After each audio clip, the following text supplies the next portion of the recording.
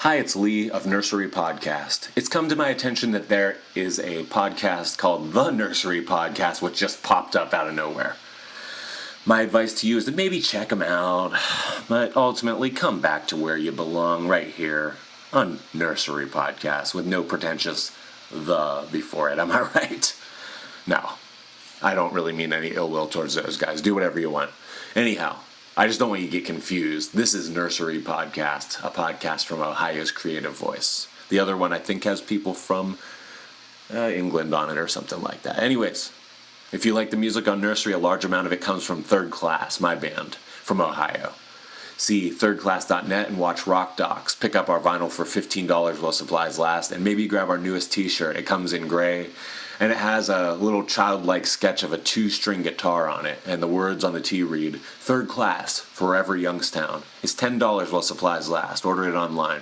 Enjoy Youngstown's sloppy pop act Third Class, going strong since 1999 on thirdclass.net. Also, do you want to laugh? Do you have a sense of humor that your friends and family might refer to as off-putting? Then go to the internet and get lost in the ridiculous amount of campy skits on bullskit.com. Bullskit Productions offers a crazy selection of online sketches which will make you scoff, then laugh again at how ridiculous it is that we ever even brought some of these ideas to see the light of day on camera. Since 2005, Bullskit Productions has been making homemade films out of East Palestine, Ohio, and they are all absolutely free for your enjoyment on bullskit.com. I want to tell you guys that, of course, this applies to all episodes, even if some episodes don't have, questionable language. Please be over 18 if you're listening to this. This is a podcast for adults. Sometimes we don't get that gross.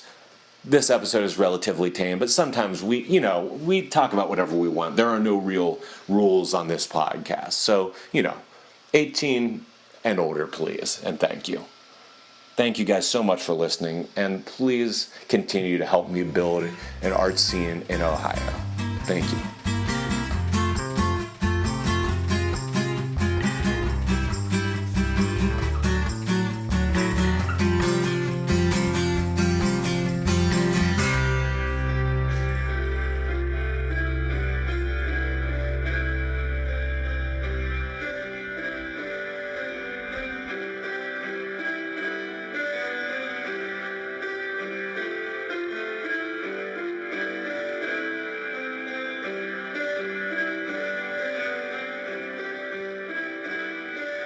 Hey guys, Nursery Podcast is sponsored by the Speaking of Music Show, an audio editorial program that dives deep behind the curtain of music culture of yesterday and today.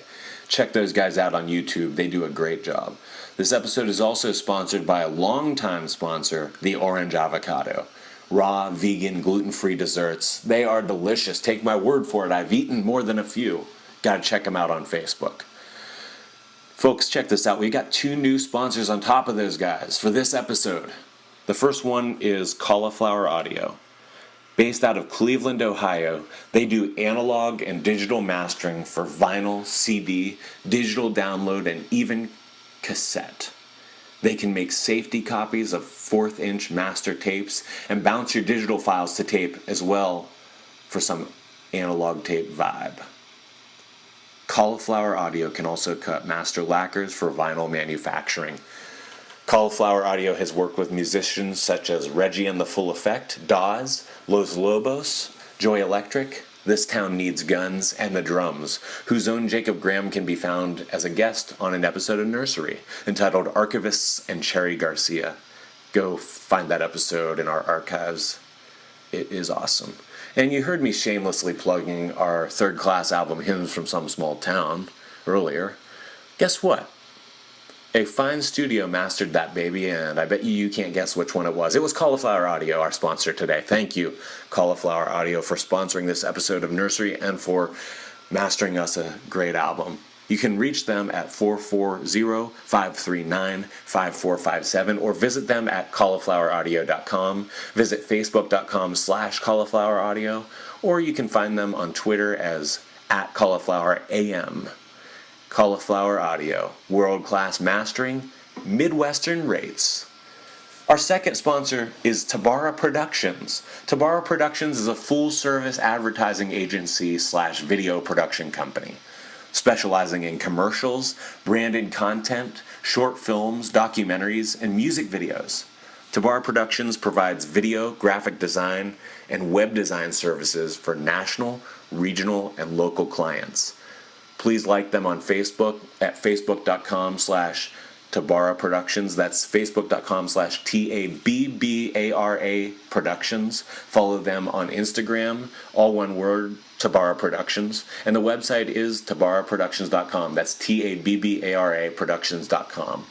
Thank you, Tabara Productions, for sponsoring this episode of Nursery. My good friend Khalid Tabara is the man behind that company. A previous guest on an episode of Nursery called Paul Simon and Randy Newman. Go listen to it. Khalid is a talented musician in a band called The Zoo, who has also used our previously mentioned sponsor Cauliflower Audio to master The Zoo's music. It is great to have some Ohio-based businesses as sponsors. If you would like to sponsor your own episode of Nursery, email me at chlograve@gmail.com. That's CHLOEGRAVE@gmail.com. That's CHLOEGRAVE@gmail.com. It's cheap, easy, and you can sponsor as many or as few episodes as you like. And if you're just a fan, go on thirdclass.net or bullskit.com, click the donate button. It all goes down the same tube, and it supports what we do as artists, whether it's film, music, or podcasts. Thank you for listening.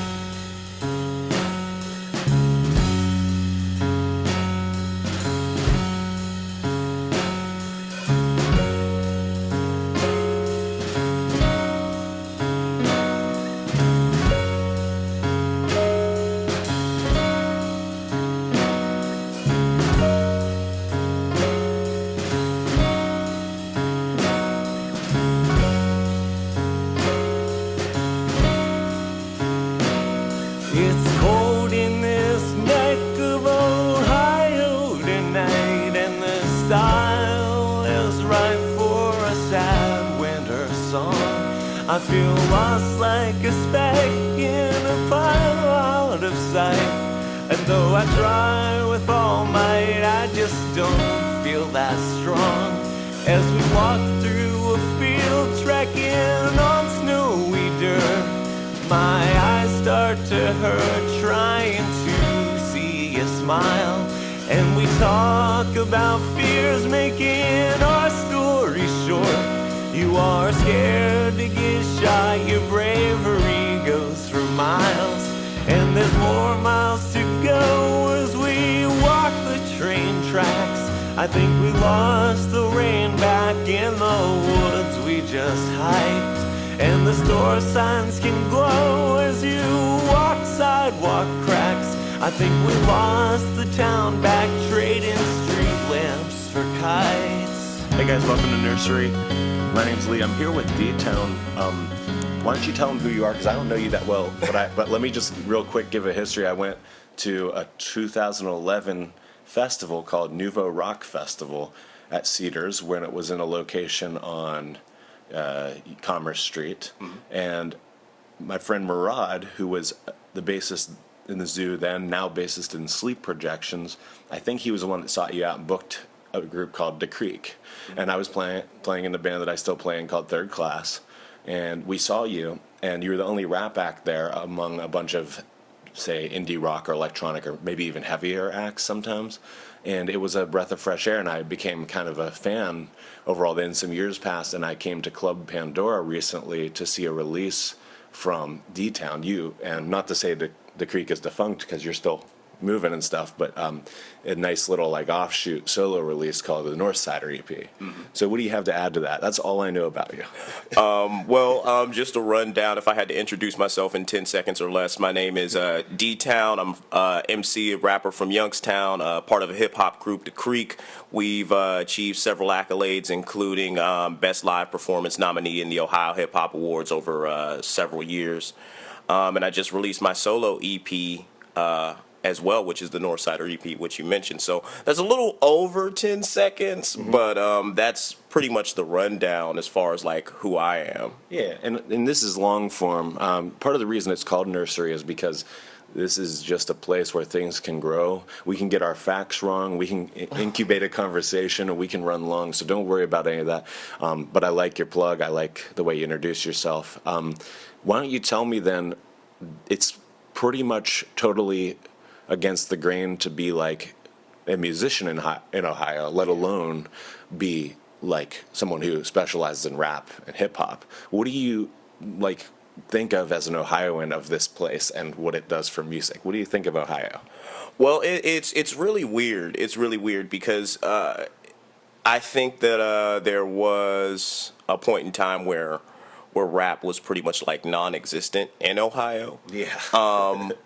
And then the Ohio Hip Hop Awards kind of sprouted up, and they had like a really nice run. And as far as Youngstown, I would say there are parts of Ohio that excel in more of like a rap and hip hop kind of vibe. But those are like your major cities, you know, your Cleveland, your Cincinnati, and your Columbus. They really have pretty good hip hop scenes. But Youngstown, it's very, very, very difficult to be hip hop artists in Youngstown. And with the change that they made to the downtown area, where they kind of like pulled Barley's, where they pulled Cedars, where they kind of like pulled Vex Fest, I think it's become a lot more.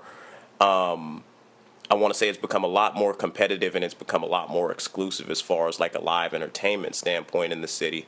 So me and my brother talk about this quite often. The best part about being an artist or a musician or a band in Ohio is the fact that since our resources are so limited, we have to come up with creative ways to kind of put our music out there and engage our fans and get the desired result that we're looking for. So, is it the best place for music? Absolutely not. But you acquire a different skill set listening here, to where if you were to like relocate or go to other cities or things like that, or even talk to artists from different cities or bands from different cities, you actually kind of have like a leg up on some of the more advanced things that they're just thinking outside of the box that they're not quite accustomed to. Right. I've heard a couple musicians I've interviewed kind of say that you get tough, like your training ground is Ohio, and then if you happen to tour or you happen to go somewhere, then you got a leg up,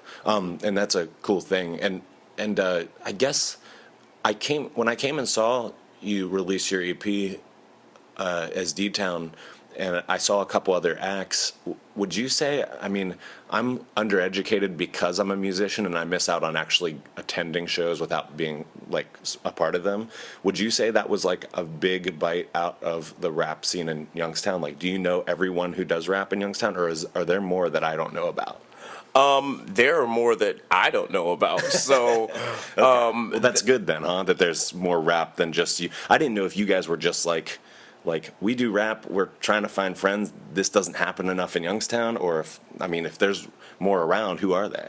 Well, it's like you said, this is there was a point in time where I want to say the rap scene in Youngstown was flourishing, to where I knew a majority of the acts at one point in time in Youngstown. I knew roughly about 30 to 40 rap acts, and there wasn't really a regular outlet for them.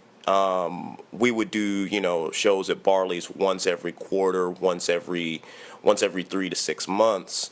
And, I would just say, hey, come on down, perform, this, that, and the third. But now, since they've removed a lot of the venues from, like, downtown Youngstown, and they've kind of restructured how they book a lot of the rap shows, too. It's kind of like, if you want to do a rap event, it's kind of like booking a hall where you put down your deposit, and then, oh, by the way, there's security, and you're using our DJ, so you got to pay our DJ. And you're going to be using our sound too. That'll be $800 before you even get anything said and done. So, as far as other rap acts in the city is concerned, oh man, I really got to think about this one. I really like, I'm a fan of Ace 500. He was at the release event. Yeah, I really liked that. I really liked what he was doing. Ace is a pretty good guy. He's got a project out called Danny Zuko. It's a real down-to-earth project about his life, but I feel like it has a lot of commercial and mainstream appeal to it, which is really hard to pull off when you're talking about your life and how you live and things like that, so it's a good project. Yeah. My brother, he's a producer. His name is Mello D. He took the stage with me, but he was also the executive producer on the Northsider EP. So even though we came in as the Creek, that's my blood brother by actual blood, same mom, same dad. I actually didn't know that. Yeah. That's cool. I had no idea. I mean, I'd seen you guys, but for some reason I didn't know. Yeah. It's that's my blood brother, man. Same mother, same father. Grew up in the same house. Got the same whoopings for doing the same stupid stuff. We're 2 years apart. So the Creek is always going to be there in some way, shape, size, or form. It was just that he wanted to take more of the production role and work on actually like constructing and developing music. Where I was like, I just want to continue to rap, man, and say and make cool songs. I never should have took you back. I should have never ever took you back. Cause it's always crazy when you double back. And I swear that I've been knew that.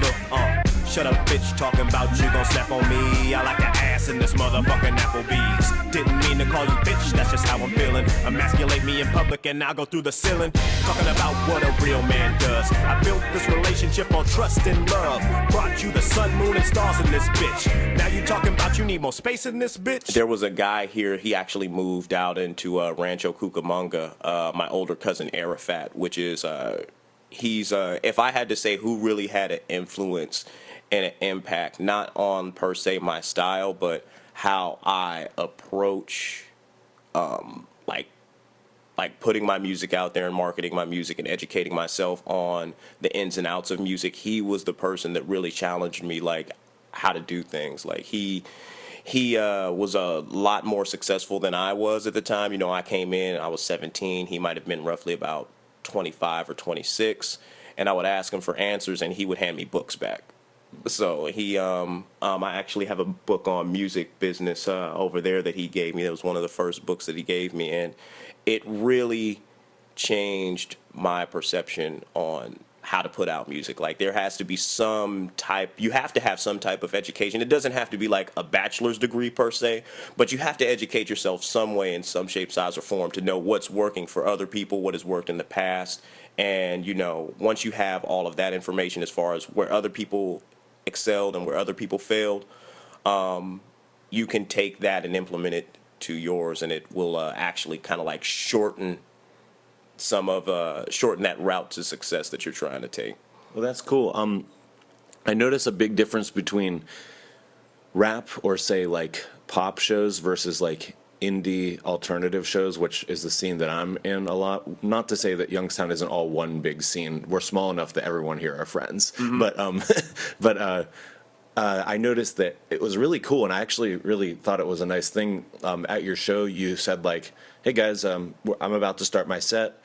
Make sure you, like on social media, let your friends know if you got people coming in the door and stuff. Tell them I'm about to start." And like you weren't shy about like, "Hey, blow me up a little," and show. And like I really liked that because I've dealt with a lot of like, they're all like real cool now, but like I dealt with a lot of like pretentious like artsy people that were like, don't promote yourself like that, I'm not even, it was almost like in my head they were saying, I'm not even making a flyer, I just want people to show up. It was like just like something in the wind will tell you the show is happening, and we made a flyer that doesn't have the address on it, and we don't have the time and the date, and it's all just a work of art. It was so in the other direction, and it always kind of put me off because I wanted to be like, dude, if you want to get people there, you're going to have to self-promote. Like, you're just you cannot get around it. You're in the business of self-promotion, and there's nothing wrong with that. And I know my friend Khalid from a rock band, The Zoo, he always, encouraged me. He was like, I interviewed him for this podcast, and off air, he was like, Lee, for third class, don't be shy. Like, make sure you plug yourself every time and like say that stuff. And of course, I'm not shy. Everyone knows I walk around with that plastered all over me. But it just was a nice reinforcement to see you at your show be like, hey, guys, the show's about to start. and check out my Twitter handle, check out the, you weren't shy about like saying that stuff. And maybe it's just easier within the realm of rap because you're talking over beats and you're like poetic over beats to like just talk more between songs. But it kind of just opened up my world because it was like you weren't afraid to say a lot between the songs and you weren't afraid to like be pretty like persistent on like, hey guys, this is me, check out more here, make sure you check out the Creek here, and stuff like that. And it was just a nice, I don't know, departure from like walking in, seeing somebody play a set who makes no eye contact with the crowd, keeps their back to the crowd, and makes a lot of weird noises out of a pedal. You know what I'm talking about? Yeah. Then, that's the scene I sometimes find myself in. So my like education, I think, has come from bands that don't quite sound like us, surprisingly. Like I want to be like that guy that knows that it's okay to promote your music, and it's not that you're trying to say, I want everyone to really like me. You're saying there's something in this music that will speak to you if you listen. Yeah, and I agree with you in that respect. And I know you guys have been around for a long time. I want to say, has it been like almost 10 years? Like I remember. Yeah, it actually has been, as far as like for real, like touring and playing lots of shows, 10 years, but it's been 16. It's insane. Yeah, because I remember like there was a little publication called The Walrus that I remember seeing like some of you guys' shows in. So I mean, I agree with you. That in respect of kind of like promoting the music and promoting yourself, and I agree with what the advice that Murad gave as well, because you have to think about it like this. If you're gonna tour, the object of touring is to come back and the show be a lot more successful than it was the last time, right?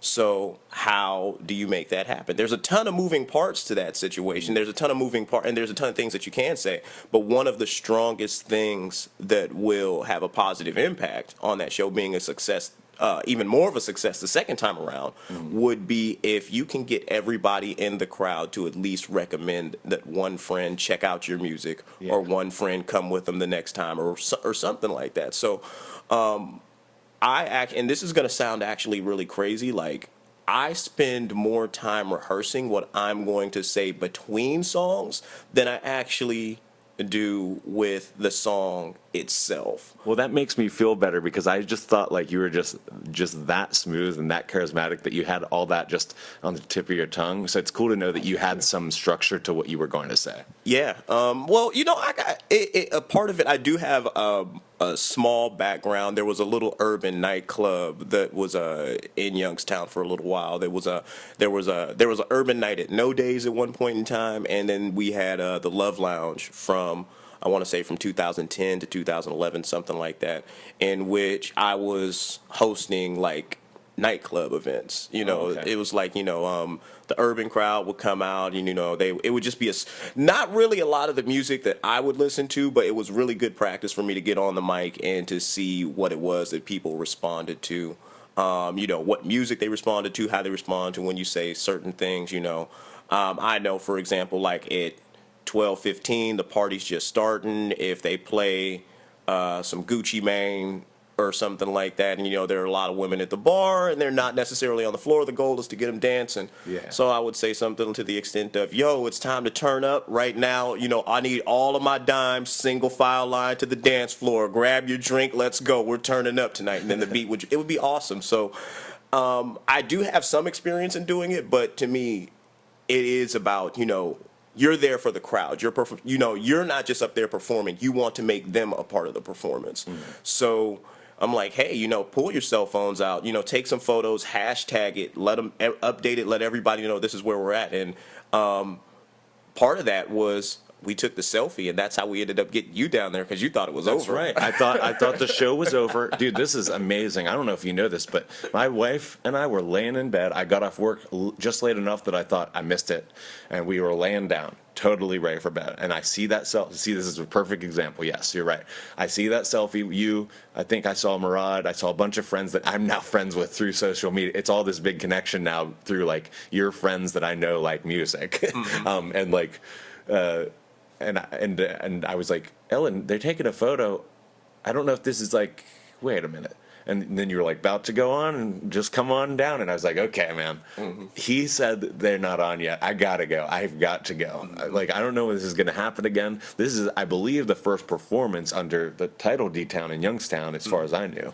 So I was like, we got to do it. So we got right back up, got going. And that was a ridiculous week, by the way. It was so much fun because we were kind of slap happy because I worked the merchandise table at Red, White, and Blue, like the day after. Yeah, that was that the Frenzy on Federal? Yeah, Federal Frenzy something. Because I remember a few of your buddies were like, "What should I do tonight?" And I was like, "Come to Federal Frenzy." I was like all about promoting like other music that weekend because I was like, and I think I posted as if I'd been there the whole time when I went to Club Pandora to see. I was like, "Where are you? Come down to Club Pandora."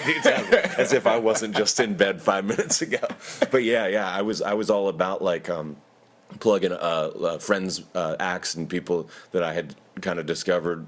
Red, White, and Blue obviously is like a pretty large act around Ohio, but it was cool because I think I worked like super overtime that weekend and had a rehearsal and had a podcast and had like those two things that weekend. I was running on like fumes, but it was so worth it. It was just so worth it to kind of be slap happy and come down to like two really great shows, two totally opposite shows, like to go see you D-Town and then the next night be watching like I watched like a country act open and then Red, White, and Blue playing like their like twangy like rock and like straightforward ballady stuff. So it was a great weekend. Are those the guys that do that? This is my United States of whatever. That's not them, is it? I'm not sure. You'd think I know more. I'm horrible. I don't know song titles, but they do a song called You're My Las Vegas, and they do a song they had an album called Vantage Point, a song called Where You Want to Go, but it sounds like them when you say the United States thing, because they do a lot of songs about like American road trips and stuff, so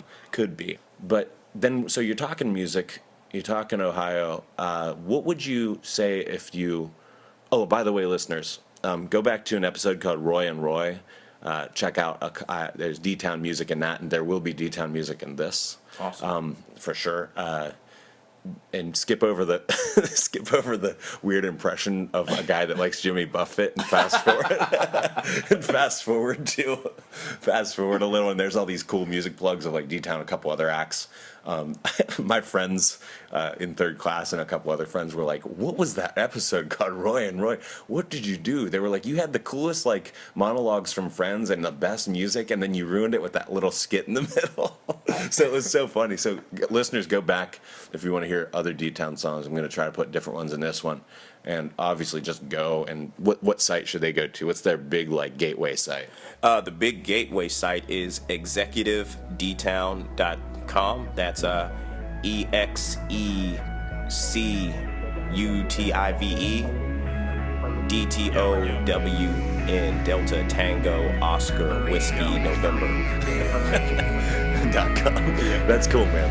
They said that I'm a snake, I guess that I figured. I wrap circles around you boys like I'm a constrictor. The public calls me a dick, but I am not Richard. Shake up your cities like quakes. I'm off the Richter. Hoes want me to save they ass like I recite scripture. I pray for them, bitch, please. I'm like a mixture of bad reps and bad photographers when you consider that I'm fucking up the game, but I don't get the picture. Shit, motherfucker, you hear me and my brother drop real heat in the summer, flow colder than the tundra. I'm the bomb, so I trust that y'all gon' get to y'all bunkers, cause I'm about to blow up and kill all of you fuckers. I'm a Kevin Durant's jumper, is to the damn thunder. Nice in every scenario, here we go, I'm about to bust a rhyme. I'm the best of all time, and if you think that you hot dog, you can't catch up to the skills that I've mustered up. I'm the only one that So make sure you guys check that out, executive-dtown.com.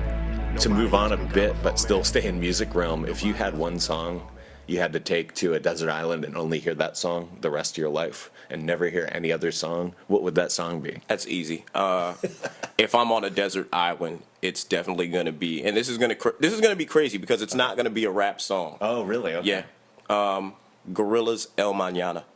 Gorillaz, okay. I don't know which track that is, but I'll check it out. Maybe, is it a single? Have I heard it on the radio, or is this a deep track on an album? This is a deep track on the album. I mean, it's off of their 2005 release, Demon Days. Okay. They had a video to it. I don't think it broke airwaves here in the States, but like you said, it's one of those songs where it's kind of like depressing and kind of sad, but You know, hey, I'm on a desert island. What else do I'm probably not gonna be found. So Yeah. if I'm gonna go out, I might as well be listening to this, man. Okay, I think you're the first one who said, I've had friends say that sad songs are good, and they like sad songs, but you're the first to say, like, I'm not going to grab Don't Worry, Be Happy. I'm going to lean into the depression I will feel for being on an island.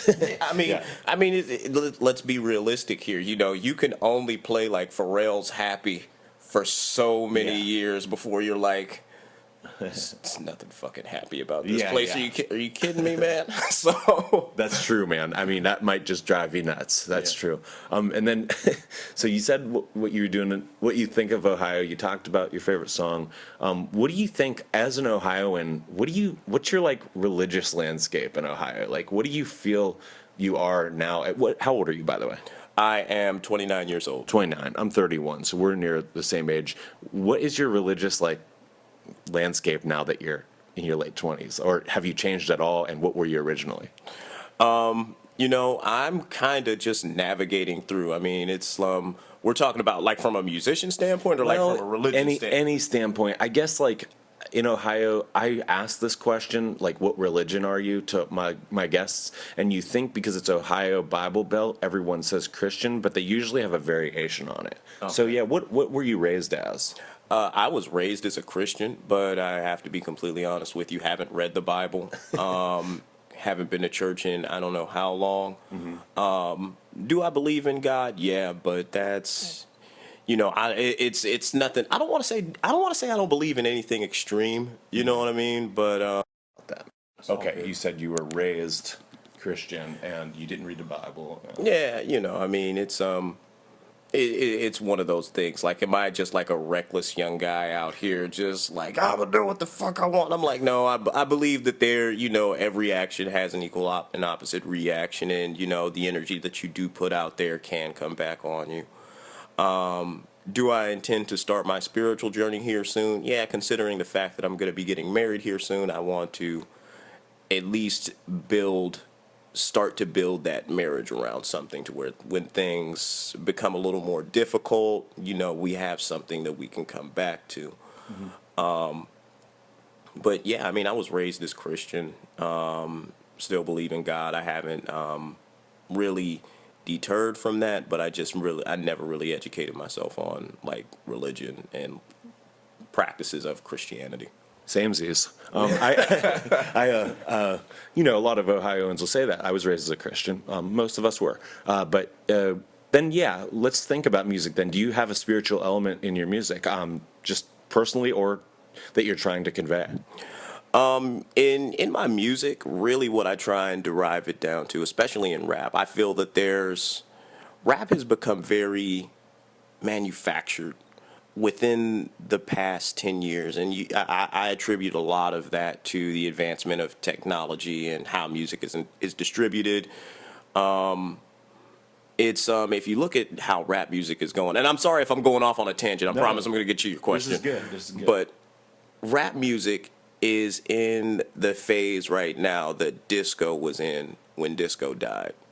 Disco, when it came out, it was this huge thing. It was awesome. People liked it. It was at your discotheques. You could go out and you could enjoy it. And you had exclusive artists that were disco artists. Yeah.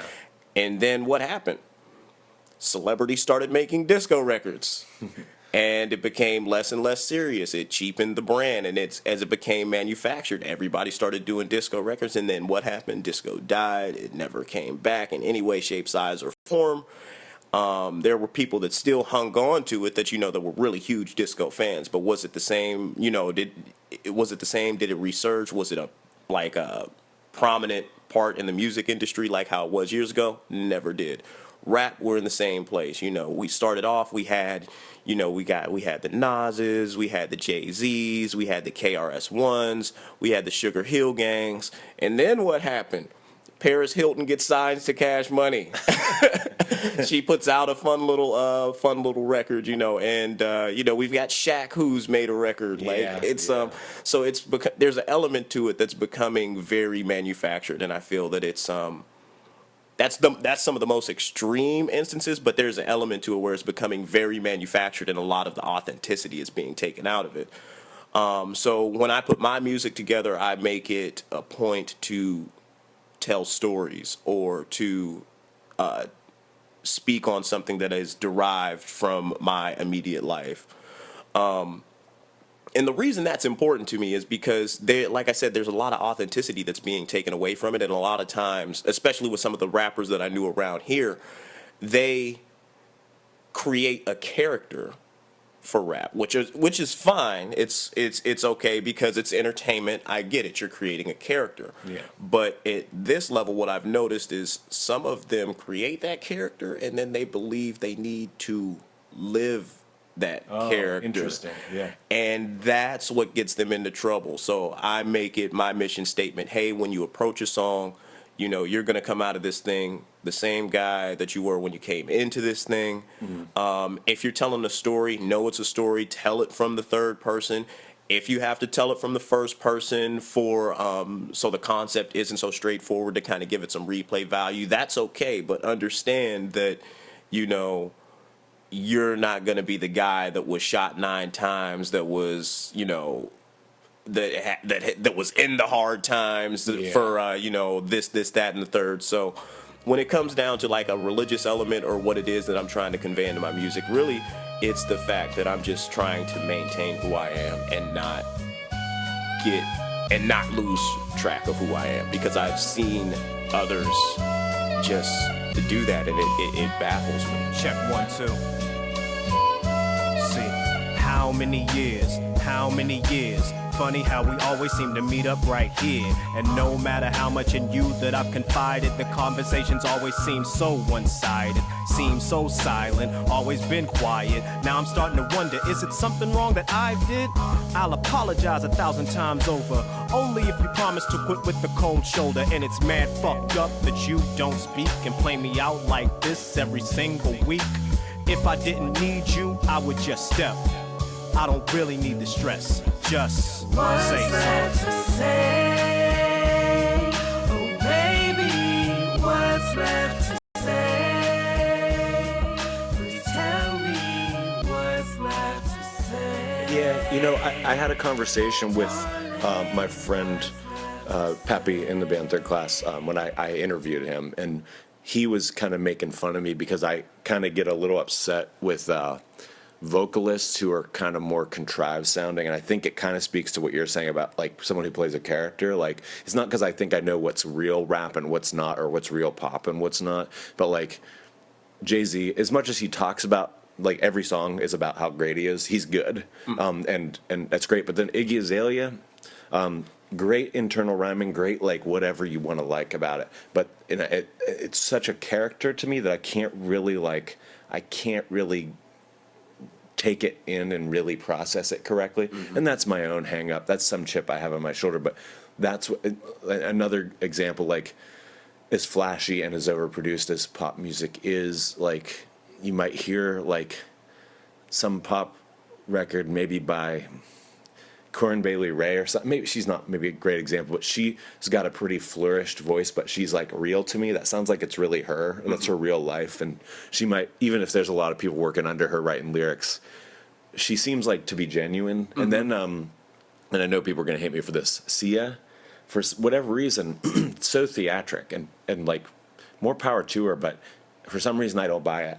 Yeah. And I think like you're talking a little bit about that. It's like I completely buy the D-Town, and probably big thanks to Melody for like the beats you guys used are not overly like polished, like disco and hip hop had come to be at certain times. They're polished, but they're like, they got, you know, I said this on the other podcast, that they got this weird like RZA thing going on where like they just got this nice kind of fading in and out of certain atmospheres that just keep it grounded enough. And I you know, I know that if everything was straight laced, there'd be no personality to anything. So I'm not saying like, Iggy, take it down a notch. I know I'm not trying to preach too much, but I'm just saying like I tend to like when someone's just kind of themselves, rather than like, you know, Lady Gaga, cool, but the theatrics are lost on me, and I'm more into the music itself. Yeah.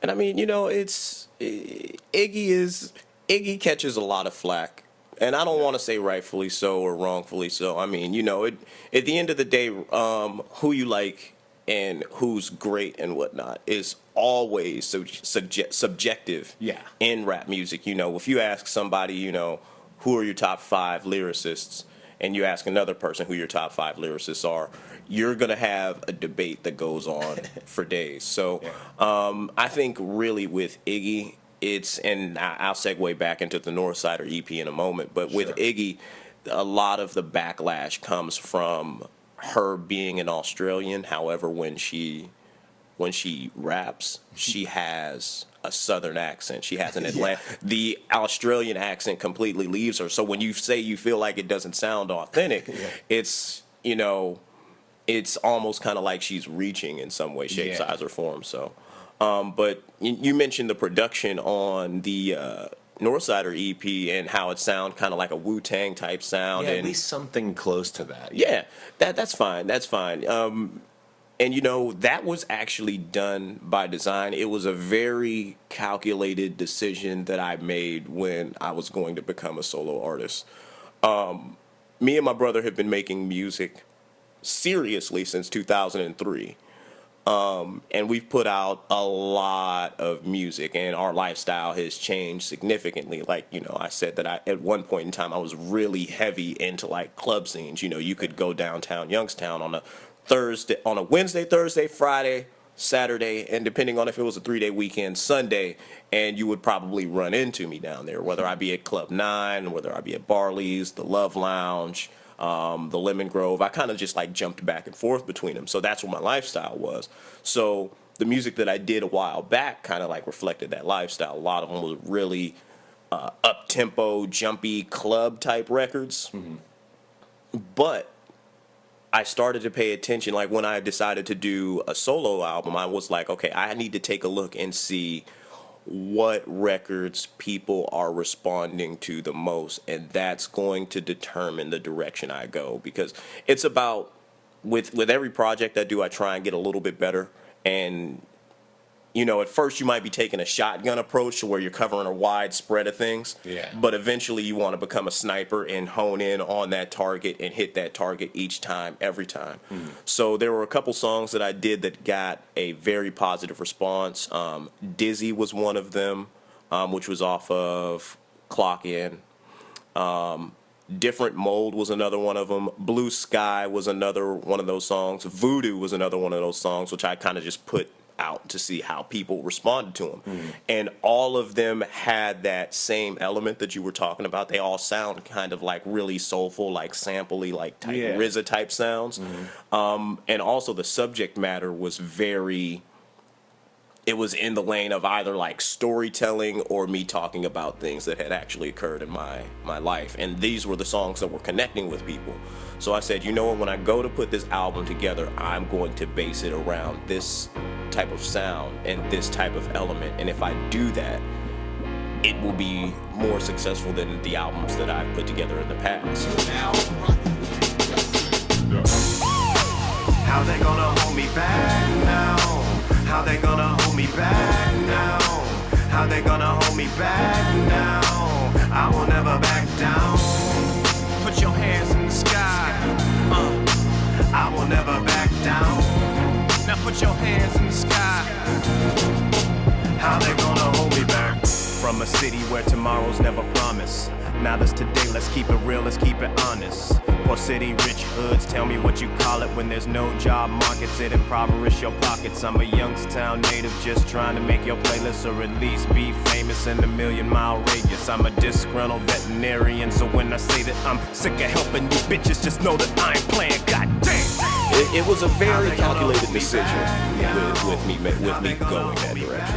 Well, that's pretty cool. And then also, in the realm of like knowing what people like about you and capitalizing on it, and knowing like what you're good at and capitalizing on it. Like aside from the music, there were a couple times where you sold like hoodies and like shirts, and they said like I bought one that said Youngstown City versus the world, and cool things like that. So it's nice because your songs more frequently than not at least represent, if not mention, Ohio or in some way, or mention like your life. They always seem pretty grounded. So like I think it's a nice coupling to have like Youngstown shirts and like the EP is called Northside or EP, Northside Youngstown, like all that, and it's all great to stay connected. And I think that's smart. I think people do start out with like a variety act, and then if they go long enough, they end up with like, I didn't leave anything by the wayside, but even my old stuff now sounds like this certain kind of thing to me now. And they found, like you find that like,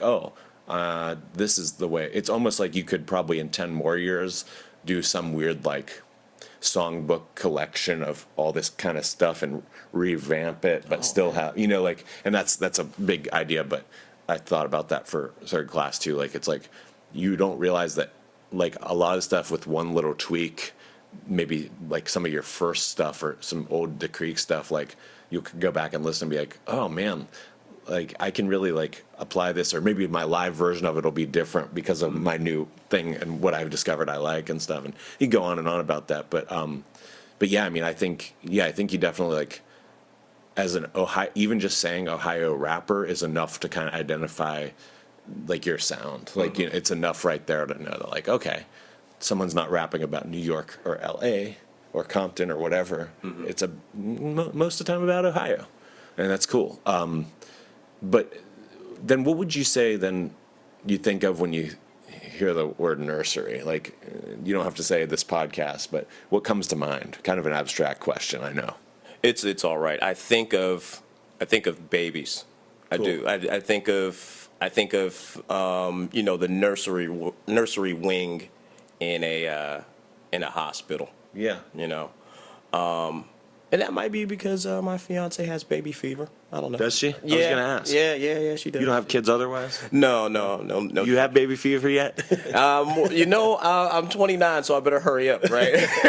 So far, so good. But yeah, I mean, I think of the nursery wing in the hospital, and it's depending on what time of day you go there, it's going to be noisy, or it's going to be quiet. But when you overlook the nursery wing, you get kind of like a peaceful, serene feeling, like yeah, that's little baby Junior so and so, son of a gun, right there. Yeah, that's true. I think even people that don't end up having kids, or even people that have zero desire, they kind of have their hearts melted by babies, and like by sights like a few babies, it just happens. And my wife's a labor and delivery nurse, so it's like that's a close that's a close definition for me. Let alone like we have our song we play in the podcast, and we have we used to live on a nursery that had trees on it, and her family sold trees and stuff like that from that business. And being that a lot of people were Christian that I interview at least brought up that way, I think of like the little nursery where the kids like stayed during the church service and blah blah blah. I can go on,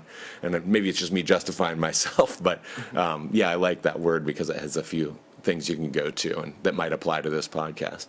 Well, I think we got a lot. Let me just ask you then, can you say, "Look, Mom, we're on a podcast"? That's our tagline. Look, Mom, we're on a podcast. And then will you say something? I know you have not met my mother, but if you have any messages for her based on this interview, can you tell her something? Woo. That's some high pressure, Woo. Huh? Yeah, that's some high pressure. Let me tell you a bit about her. She really likes books, literature, poetry, and as a result, I grew up, as a lot of kids in small town East Palestine did, listening to rap to be different or whatever. She loves Tupac. She likes rap. She likes poetry. Maybe you could give her a recommendation of something do you know anything that's like extra poetic rap? Like weirdly poetic, vivid rap that maybe I wouldn't know about?